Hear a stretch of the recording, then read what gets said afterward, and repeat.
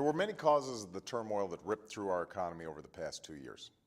But above all, this crisis was caused by the failures in the financial industry.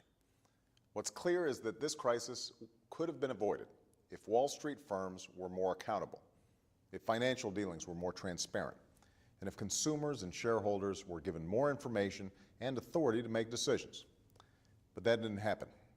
And that's because special interests have waged a relentless campaign to thwart even basic common sense rules to prevent abuse and protect consumers.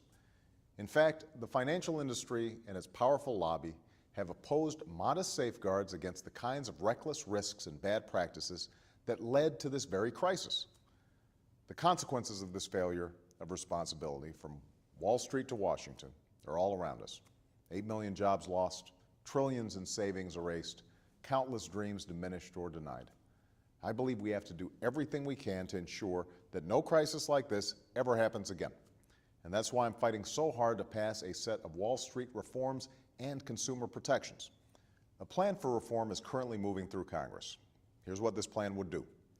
First, it would enact the strongest consumer financial protections ever. It would put consumers back in the driver's seat by forcing big banks and credit card companies to provide clear, understandable information so that Americans can make financial decisions that work best for them. Next, these reforms would bring new transparency to financial dealings.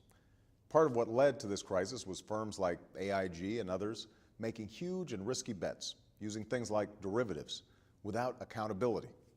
Warren Buffett himself once described derivatives bought and sold with little oversight as financial weapons of mass destruction. That's why, through reform, we'd help ensure that these kind of complicated financial transactions take place on an open market, because ultimately it is a marketplace that is open, free, and fair that will allow our economy to flourish. We'd also close loopholes to stop the kind of recklessness and irresponsibility that we've seen.